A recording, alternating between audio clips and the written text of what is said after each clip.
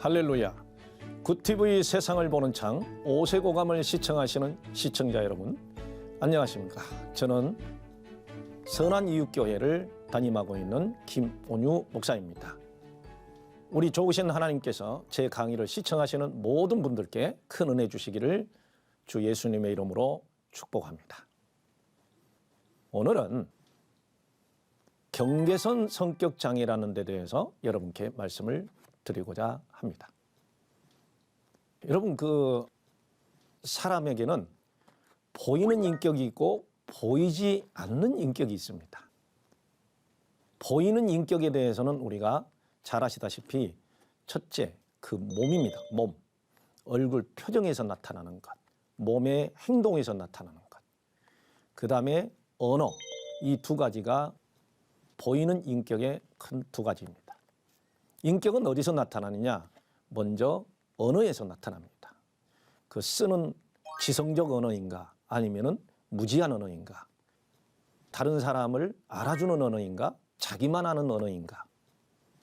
다른 사람에게 극적인 감정을 표현하는 언어인가? 아니면은 편안한 언어로 말하는가? 다른 사람을 존중하는 언어인가? 아니면은 무시하는 언어인가? 자기를 학대하는 언어인가? 아니면은 자기를 존중하는 언어인가? 이런 것을 보면서 인격이라는 단어를 씁니다. 그러나 사람에게는 영혼이 있습니다. 그 영혼은 뭐냐? 일반적인 정신과적인 언어로서는 우리가 심리, 정신 이렇게 이야기를 하죠. 우리 신학에서는 영혼이라고 합니다. 성경에서는 마음이라고도 합니다. 그래서 마음이 인격입니다. 자, 보이지 않는 인격이, 마음이 예수님을 닮아서 온유하고 겸손하다면 얼굴과 언어에서도 온유와 겸손이 나타나야 된다는 것이죠. 내면적 인격과 외면적 인격이 일치할 때 그 사람을 인격적인 사람이다. 그리고 신실한 사람이다. 이렇게 이야기를 하죠. 오늘 이런 강의를 하는 저도 역시 인간이 가지고 있는 가면을 쓸 때가 있습니다. 페르소나라고 그러죠. 그러나 그 페르소나 뒤에는 항상 그림자가 있습니다. 그 그림자의 속에 성품이 늘 상처가 많고 고통스럽고 이런 것이 있다면 얼마나 고통스럽겠습니까? 자, 그런데 오늘 말씀드리는 경계선 인격장애는 자기가 가지고 있는 무의식의 심리적 고통과 갈등과 분노와 모든 것들을 극적으로 표현할 때가 있고, 아니면은 우울에 빠져서 힘든, 마치 조울증에 걸린 사람처럼, 양극성 장애가 있는 사람처럼 자신의 성품을 드러내는 이런 것들이 있습니다. 그래서 화면에 보이듯이 여러분들이 이 내용을 보면 강렬한 애정과 분노가 교차하면서 불안정한 대인관계를 나타내는 인격이다. 대인관계가 나오죠.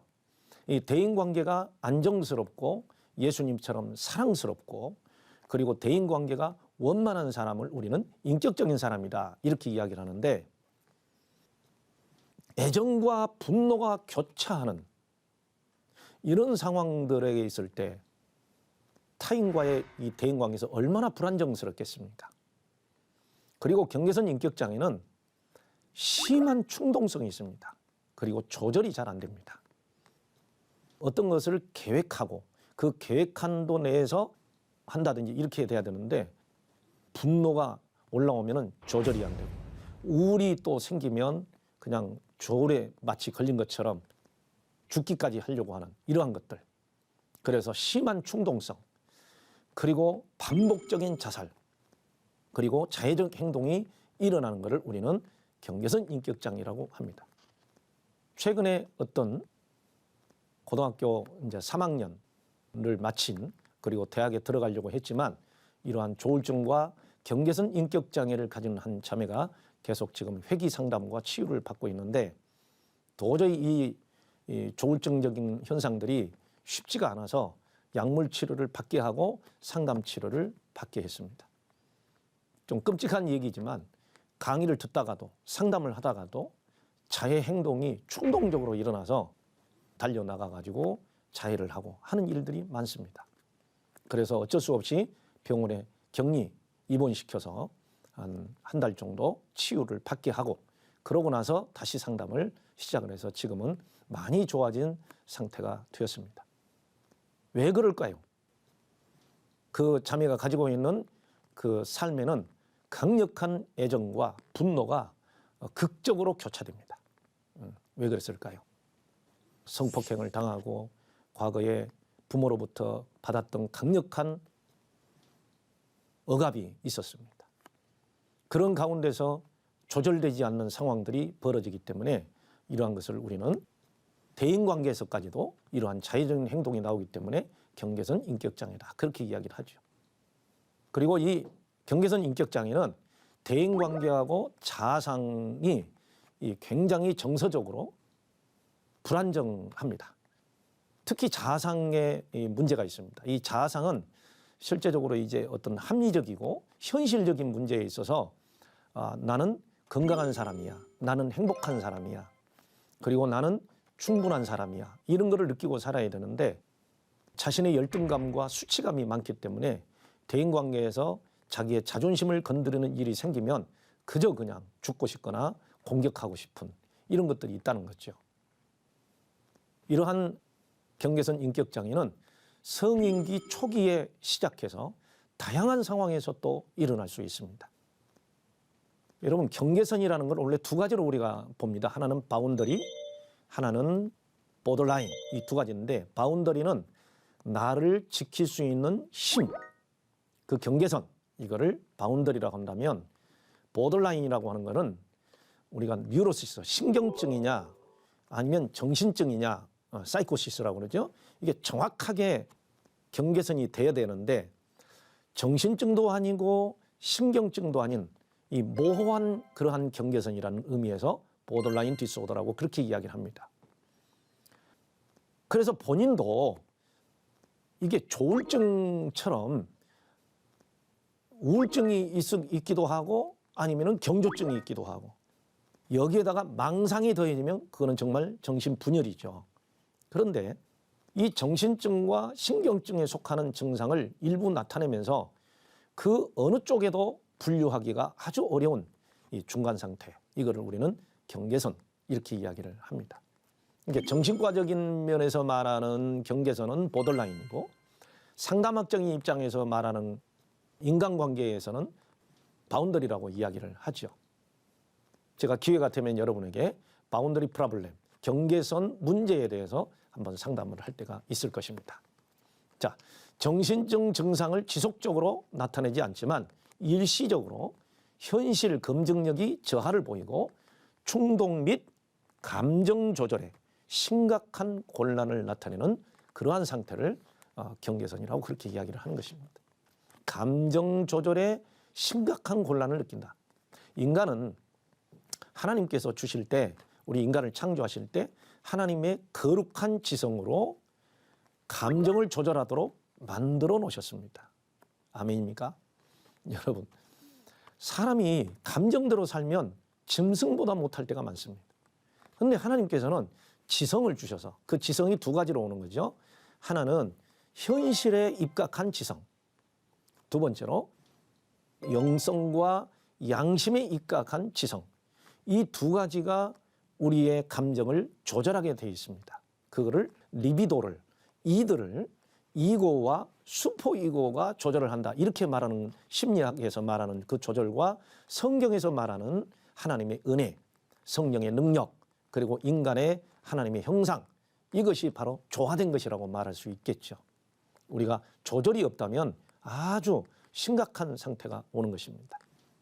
건강한 사람일수록 통합, 조절, 관리가 건강한 사람이다. 이렇게 이야기를 하는 거죠. 인간관계에서요. 그 다음으로 넘어가 볼까요? 그럼 경계선 인격장애를 한번 진단해 보도록 하겠습니다. 여러분 자신도 그렇고 그리고 여러분 가족들 가운데 아니면은 의미 있는 타인들 가운데 혹시 진단이 필요한 사람이 있으면 한번 진단해 보시기 바랍니다. 필사적으로 버림받음을 피하기 위해서 노력한다. 다시 말해서 배신당하거나 버림받거나 실현당하지 않기 위해서 집착을 하는 경우가 있다. 두 번째, 극단적인 이상화와 평가절하가 특징적으로 반복되는 불안정하고 강렬한 대인관계가 있다. 네, 극단적인 이상화, 자기를 막 이상화시키죠. 그래서 나는 이런 사람이 될 거야, 이런 사람이야 라고 하면서 자기를 드러내는 거죠. 아니면은 자기를 극단적으로 나는 죽어야 해, 나는 이 세상에 있을 가치가 없어, 이런 식으로 반복되면서 아주 불안정한 이런 관계죠. 또 타인에서도 마찬가지입니다. 당신은 아주 훌륭한 사람이야, 아주 건강한 사람이야, 아주 행복한 사람이야, 당신같이 좋은 사람 처음 봤어, 이런 표현을 하는데, 목회를 하다 보면 제가 설교를 할 때도 어떤 분은 앞자리에 앉아서 우리 목사님 같이 훌륭하신 분은 내가 처음 봅니다. 뭐 세상에서 제일 멋있을 겁니다. 세상에서 말씀을 제일 잘 전하십니다 하면서 제일 앞자리에 앉아서 아멘도 잘하고 그래요.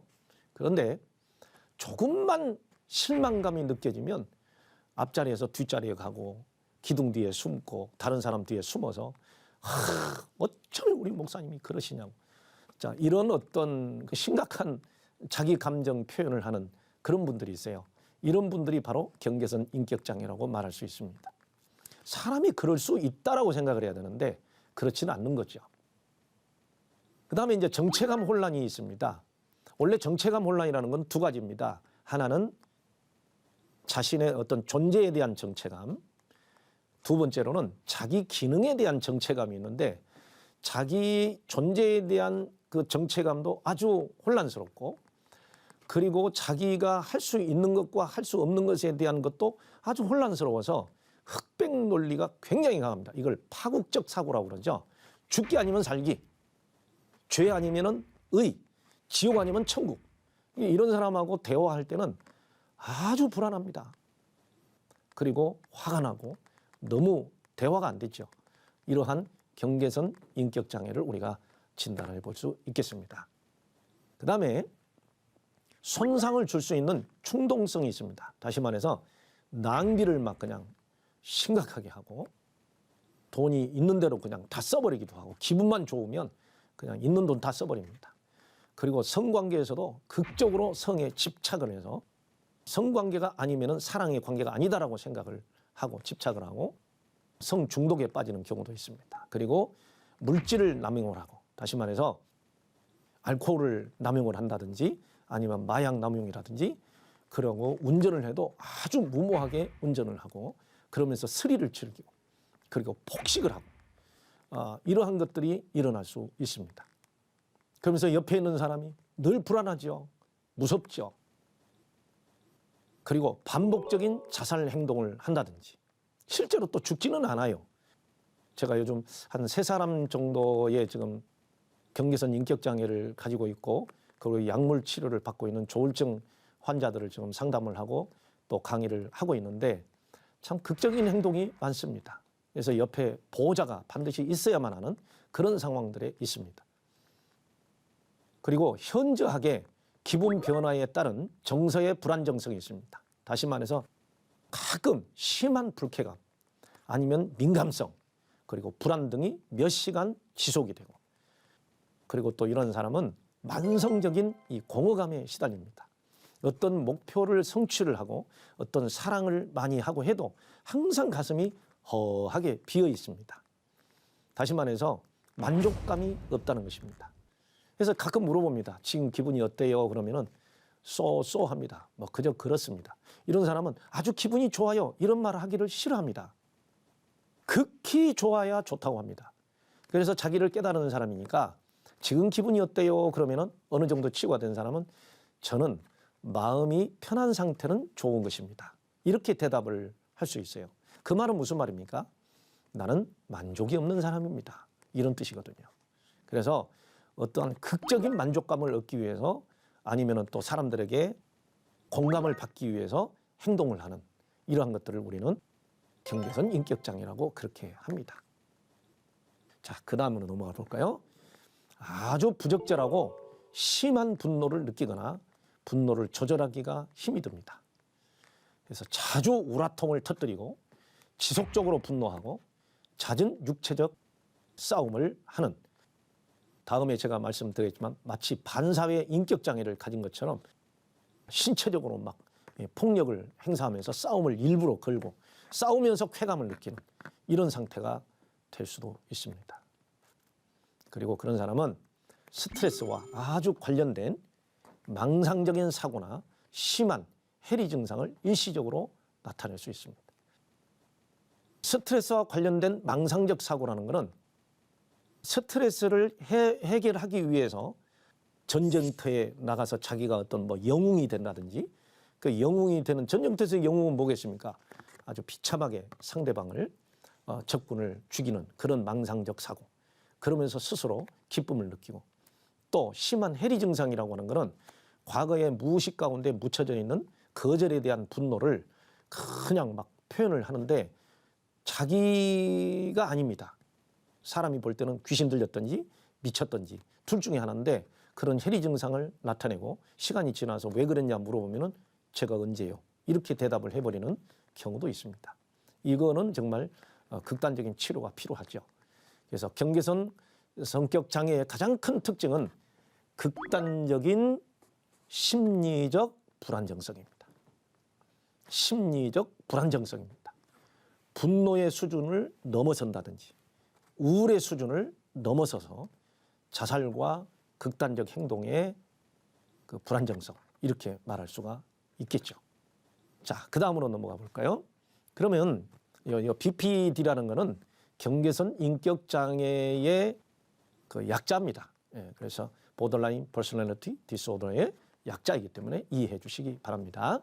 자, 이 경계선 인격 장애의 심리적 원인을 보면 첫 번째가 5세에서 7세 단계를 우리가 오이디푸스 컴플렉스 이렇게 이야기를 하는데, 가장 큰 오이디푸스 컴플렉스의 그 상황이 뭡니까? 엄마를 나의 결혼 대상으로, 아빠를 나의 결혼 대상으로, 다시 말해서 없으면은 죽는 생각, 엄마가 없으면 난 죽어, 아빠가 없으면 난 죽어, 이런 상황인데 그 시절에 맺었던 독특한 관계, 다시 말해서 분리 개별화 단계에서 갈등이 거기에 고착이 돼서 나는 버림받을 수밖에 없어, 그래서 엄마 없으면 난 죽어버리는 거야, 이런 생각에 고착됐다, 이렇게 이야기를 하죠.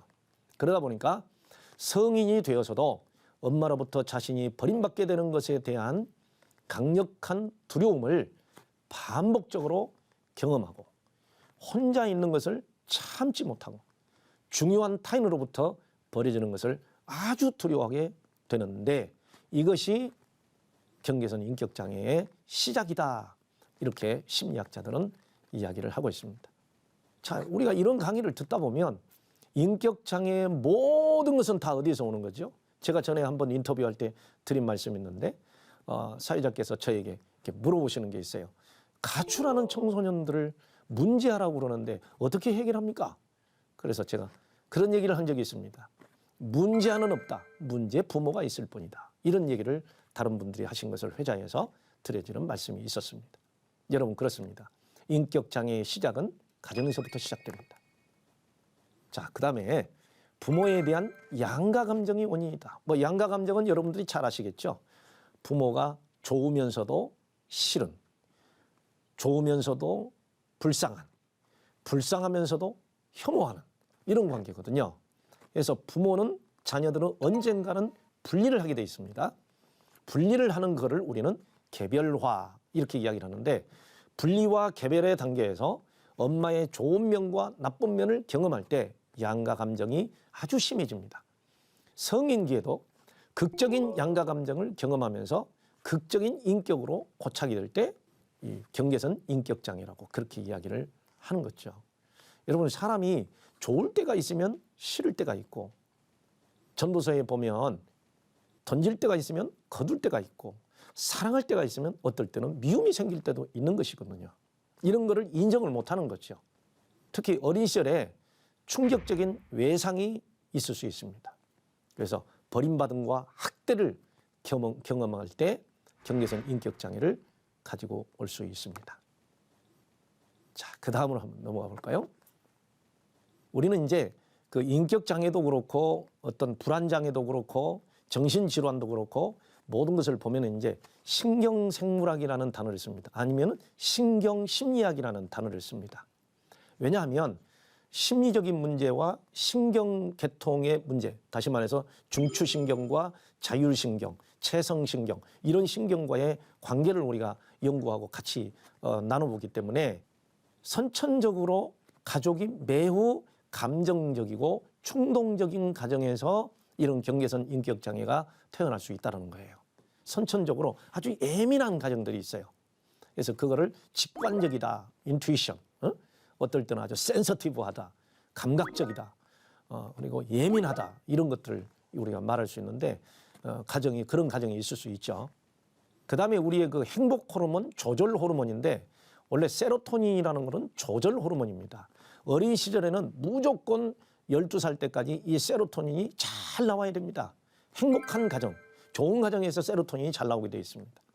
그러면 도파민이 나올 때 이 세로토닌이 도파민을 조절해 주는데 이게 수준이 낮아서 도파민 수치를 조절을 하지 못할 때 충동적 행동이 나오게 됩니다. 그리고 또한 자기 조절 기능이 손상되었기 때문에 뇌가 신경인지적으로 이 결함이 생길 때가 있습니다. 그게 뭐냐? 이 전두엽이라고 하는데 좌뇌와 우뇌가 있는데 좌뇌는 정서적인 부분, 우뇌는 지성적인 부분이거든요. 그래서 이 논리적인 부분이 망가져서 이 감정 부분을 조절을 못할 때 오는 이러한 현상.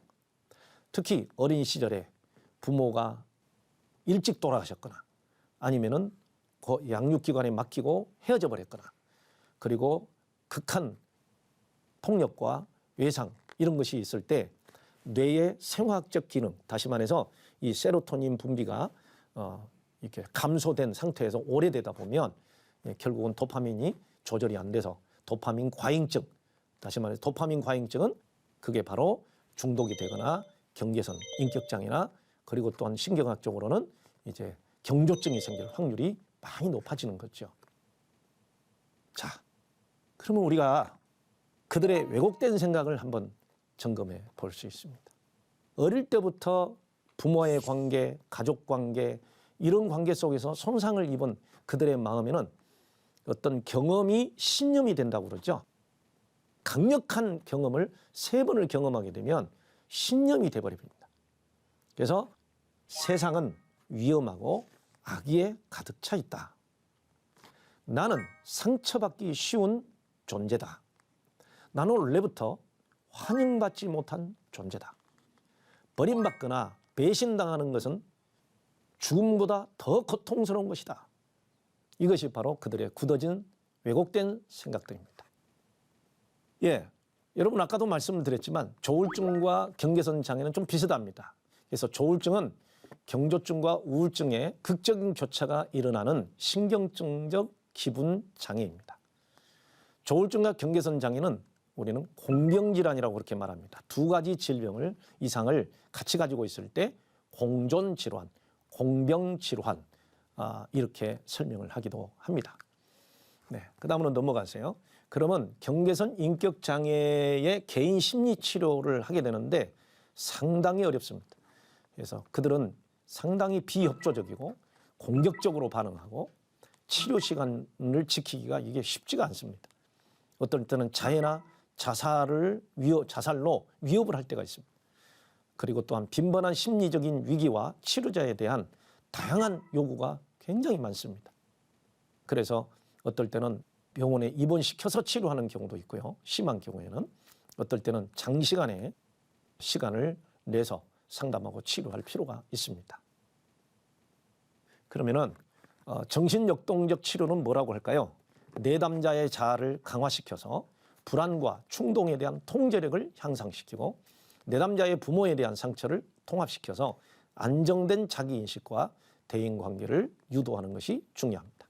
또한 항상 긍정적이고 지지해주는 그런 내면적 표상을 확고하게 강화시켜서 중요한 사람과의 분리나 이별을 참아내게 하고 또 하나님은 너를 버리시지 않는다. 하나님은 당신을 버리시지 않는다.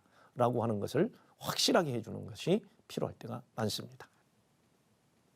인지행동치료는 기본적인 믿음을 변화시키려 하기보다는 치료적인 관계 형성, 그리고 구체적인 문제 해결에 초점을 맞추기, 그리고 흑백 논리 사고방식 이분법을 긍정적인 사고로 갖게 하기, 또한 감정을 수용해주고 적절하게 표현하는 방식을 갖게 해주는 것이 매우 필요하다고 보겠습니다.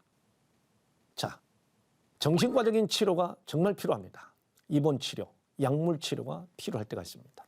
정신증적인 증상, 즉 자기 파괴적인 행동, 망상 이런 것들이 나타날 때는 반드시 단기적인 입원 치료를 필요로 합니다. 역시 약물 치료가 필요합니다. 왜냐하면 도파민이 과잉이 되기 때문에 어떤 행동이 나올 줄을 모릅니다. 특히 우울증이 또 있을 경우에는 자살을 하기 쉬우니까 항우울증제를 복용할 수 있도록 그렇게 하는 것이 필요하겠습니다. 자, 이제 우리는 이렇게 기도함으로 경계선 인격장애를 치유할 수 있겠습니다. 주님, 저는 평상심을 잃고 극적인 감정이 조절되지 않아서 낭패를 본 적이 자주 있습니다. 이분법적 사고방식이 심하여 융통성이 없습니다. 수용성이 약하여 쉽게 분노하고 혼란을 겪을 때가 많습니다. 가인의 분노, 조절 장애가 저에게 있음을 고백합니다. 자살 충동이 일어나거나 조절이 안 될 때가 많습니다. 이 경계선 인격 장애를 치유해 주시기를 간절히 기도합니다. 아멘. 하나님의 말씀으로 세상을 이해하고 바라보는 마음의 창이 여러분 안에 열리기를 소망하며 이 시간 마치겠습니다. 감사합니다.